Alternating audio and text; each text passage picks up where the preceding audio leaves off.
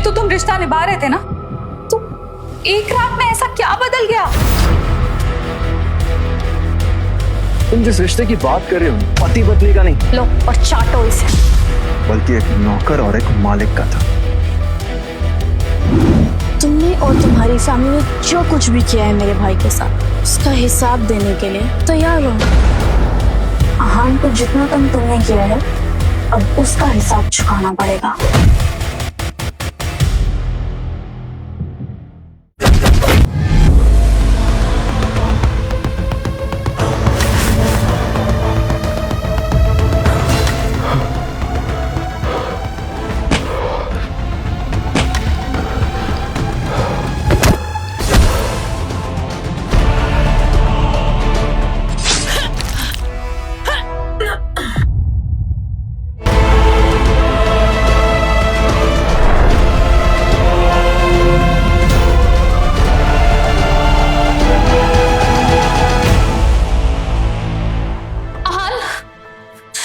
ये सब मैं पिछले 10 घंटे से तुम्हें फोन कर रही हूँ, हो कहां पर तुम?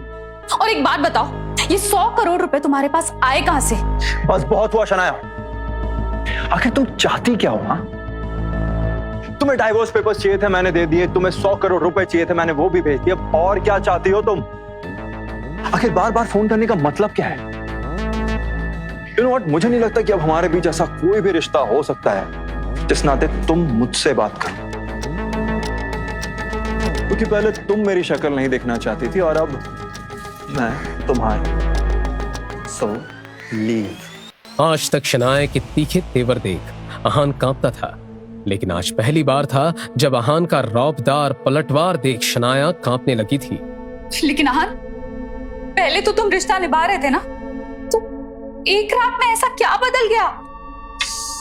तुम जिस रिश्ते की बात कर रहे हो पति पत्नी का नहीं, बल्कि एक नौकर और एक मालिक का था।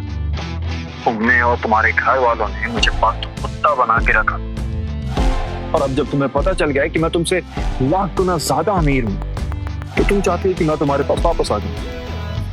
Really? ठीक है, मुझे सिर्फ इतना बताओ कि 100 करोड़ रुपए तुम्हारे पास आए कहां से? अब जब तुम्हारी जिंदगी इतने अच्छे से चल रही है, तो बार बार एक तरीके के सवाल करके उसे खराब क्यों करना चाहते हो तुम? एंड बाय द वे, जाओ और अब ऑफिस के कैबिन में छिप छिप कर नहीं, खुले आसमान के नीचे अपने उस आशिक देव के साथ अय्याशी करो। हाँ, मैं जानता हूं कि एक बार हम दोनों को साथ में मिलना होगा कोर्ट में पेश होने के लिए, क्योंकि तभी हमारा डाइवोर्स हो पाए और ये हमारी आखिरी मुलाकात होगी, और उसी दिन तुम्हें तुम्हारे सारे सवालों के जवाब मिल जाएंगे। You get that? ठीक है, अगर तुमने ऐसा सोचा है ना, तो ऐसा ही सही। लेकिन कल सबसे पहले ऑफिस आकर मिलो मुझसे, उसके बाद हम जाएंगे कोर्ट। इतना तो तुम कर ही सकते हो ना मेरे लिए। ठीक है, कल सुबह तुमसे मिलता हूं।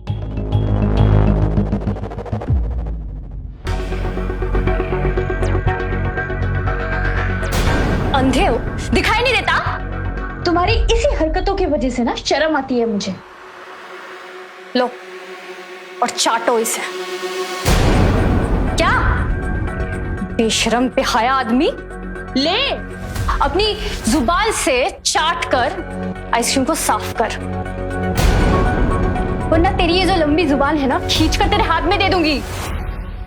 और शगुन, मैंने ये सब जानबूझकर नहीं किया। मुंह बंद। जितना बोला गया है बस उतना कर। गरीब कंगाल भिखारी आदमी, मेरे 20 लाख के सैंडल का सत्यानाश कर दिया।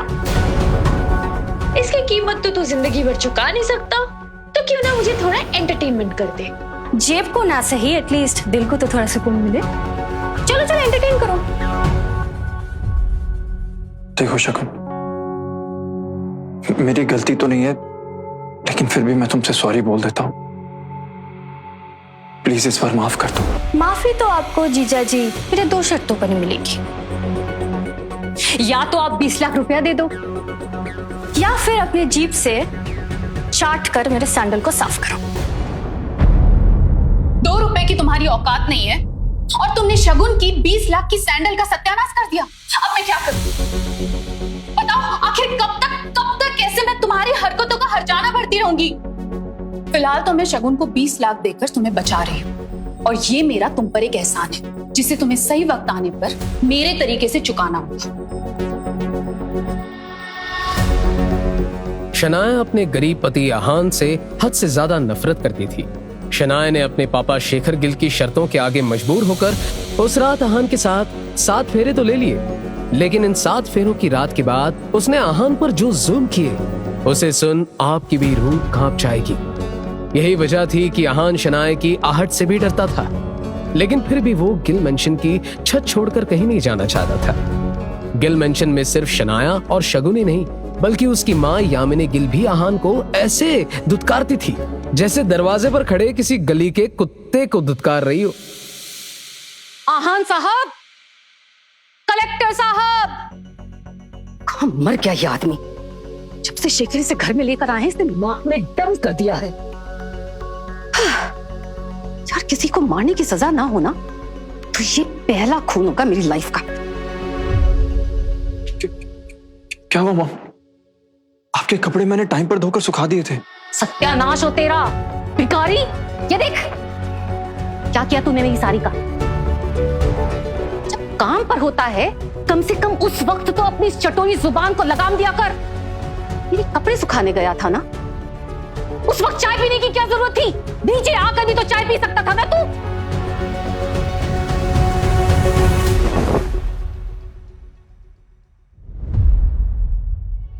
वो मैम काम के चक्कर में कप वहीं भूल गया।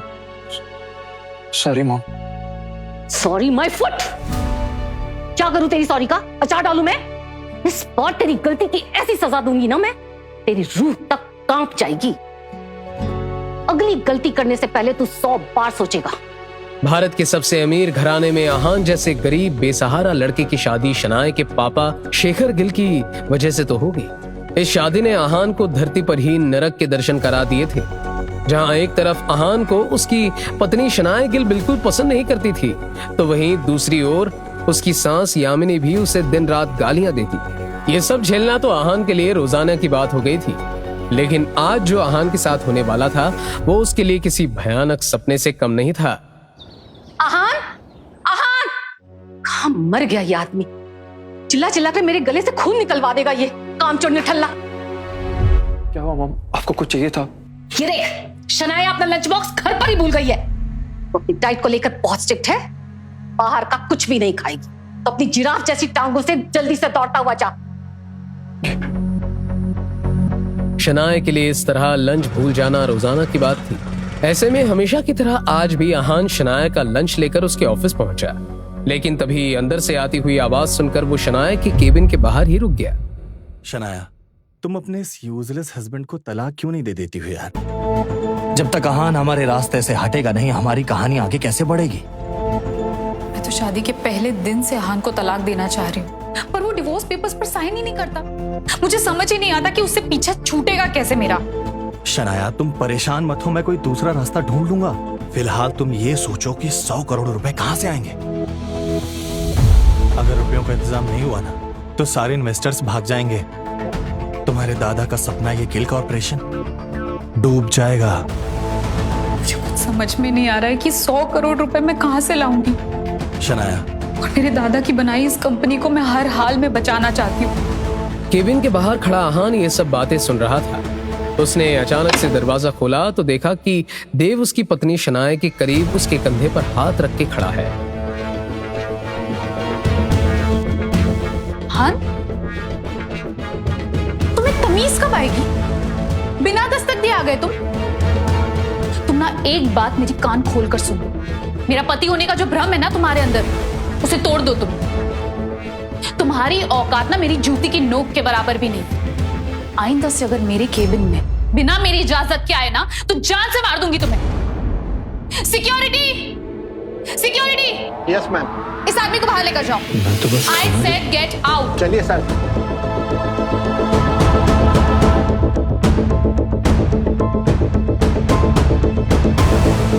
हमेशा की तरह आहान आज भी शनाया के सामने सर झुकाकर बाहर निकल गया।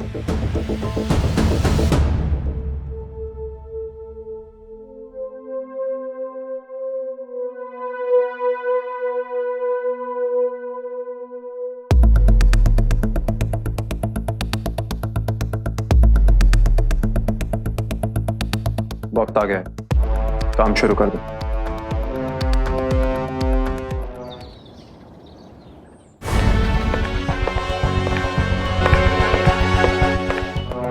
उसकी कॉल के तुरंत बाद शनाया के फोन पर एक नोटिफिकेशन आया जिसे देखकर वो हैरान हो गई। ये कैसे हो सकता है? फुहान जो अपने 5 रुपए की चाय के पैसे भी मुझसे मांगता था, उसने मेरे अकाउंट में 100 करोड़ रुपए ट्रांसफर कर दिए। उस भिखारी के पास इतने पैसे आ कहां से सकते हैं? कहीं उसने कोई डाका तो नहीं डाल दिया? अगर ये पैसे चोरी के हुए तो मैं फंस सकती हूँ। 100 करोड़ रुपए जैसी भारी रकम अपने खाते में देख शनाया के हाथ पैर फूलने लगे।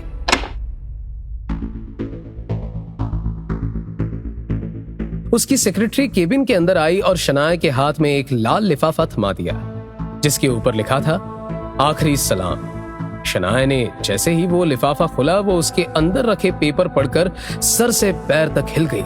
एकाएक उसके चेहरे पर ऐसे भाव आ गए जैसे उस एक लाल लिफाफे ने उसकी पूरी जिंदगी उजाड़ दी हो।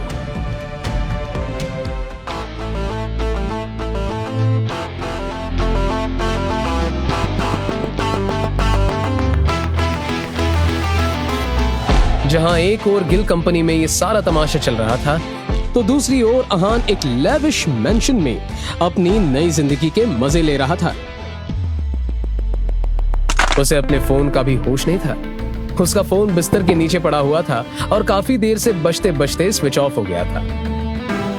3 सालों की मदहोशी के बाद वो ऐसे नींद के गहरे आगोश में था जहां उसे सब सपना लग रहा था।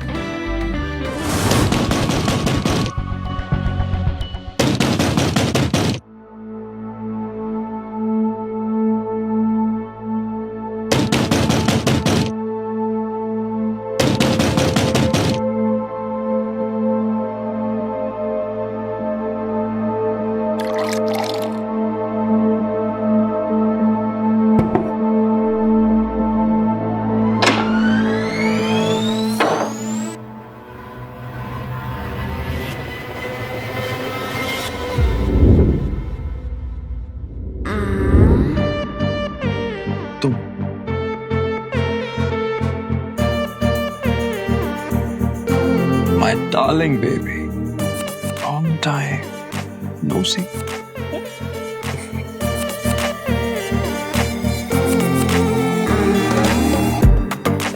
Let's go.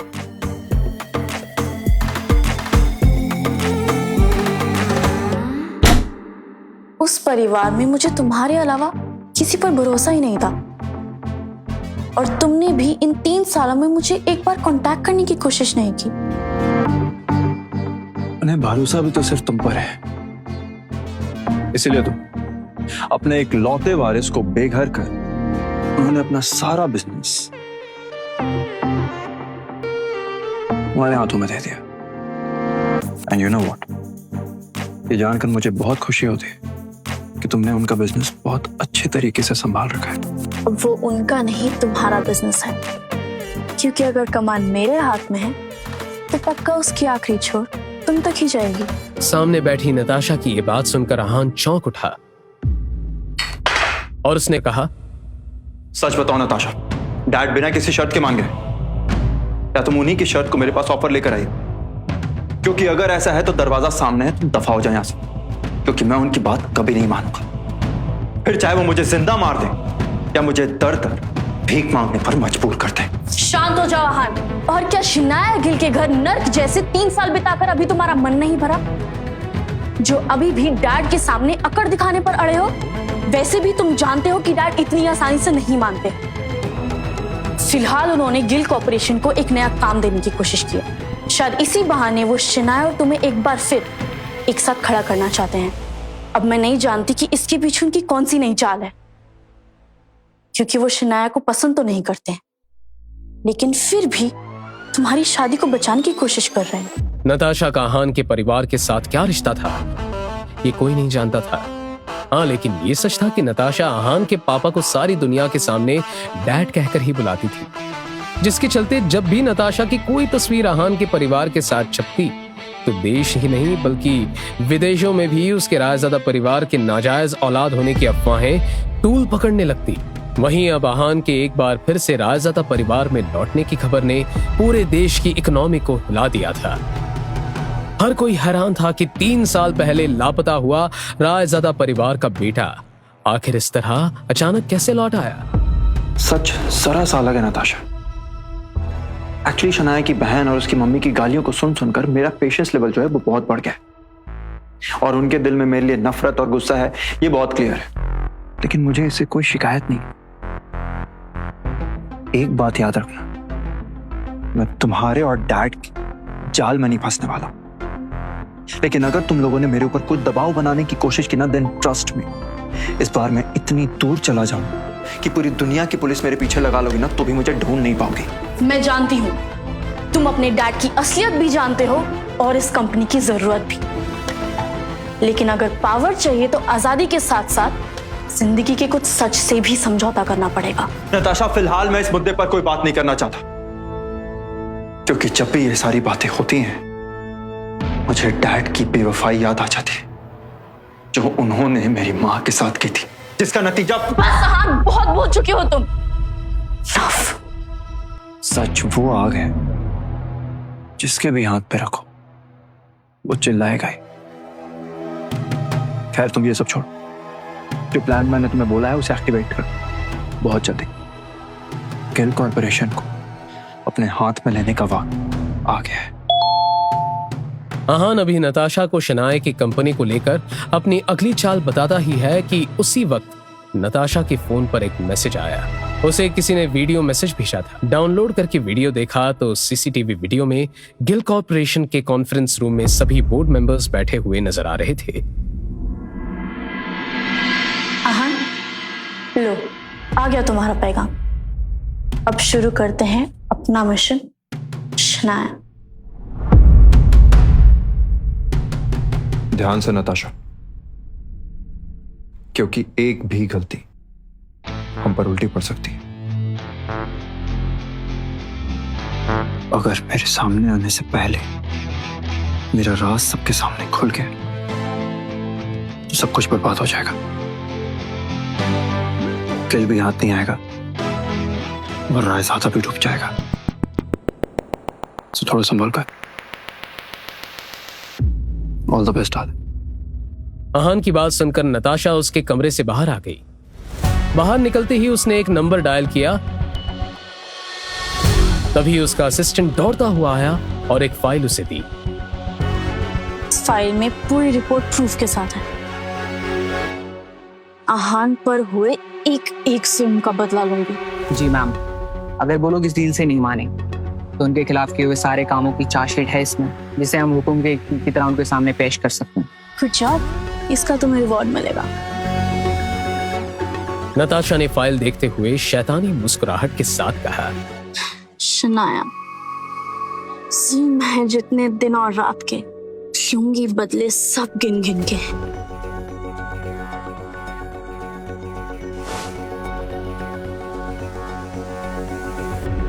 मेरा भाई अच्छा इंसान है, लेकिन इंसानियत तो मैं सिखाऊंगी तुम लोगों को।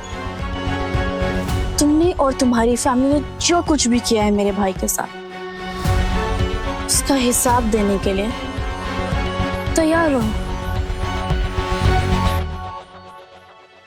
नताशा के निकलने के करीब 1 घंटे बाद आहान के फोन पर नताशा का मैसेज आया, जिसे देखकर आहान जोर जोर से हंसने लगा।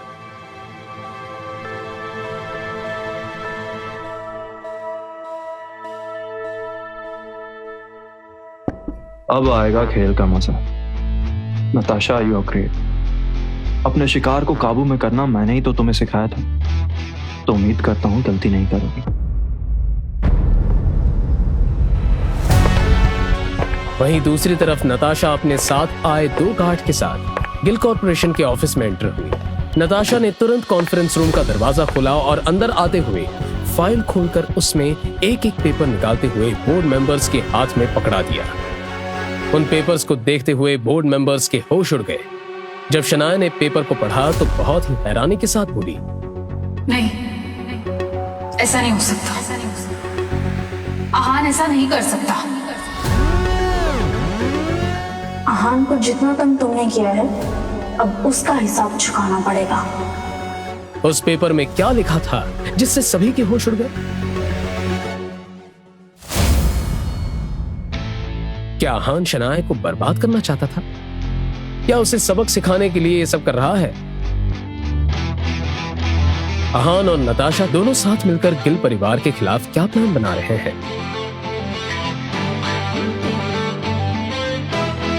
और आखिर क्या है आहान की हकीकत?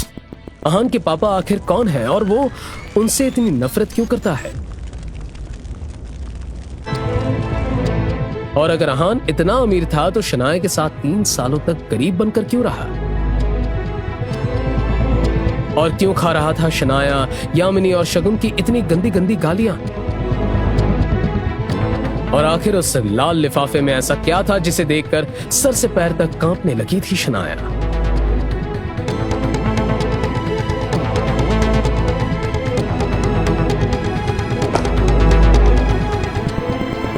शनाया, आप तुम्हारे भाई। इन सवालों ने इंडिया से लेकर अमेरिका तक सभी की नींदें उड़ा रखी हैं। इनका जवाब जानने के लिए लोग खर्च कर रहे हैं मोटी रकम, लेकिन आप इस सस्पेंस से पर्दा उठा सकते हैं बिना एक भी पैसे खर्च किए। इसके लिए नीचे दिए इंस्टॉल बटन पर क्लिक करके अभी डाउनलोड कीजिए पॉकेट FM और सुनिए रोंगटे खड़े कर देने वाली ऐसे और वीडियोस के लिए अभी डाउनलोड करें पॉकेट FM ऐप।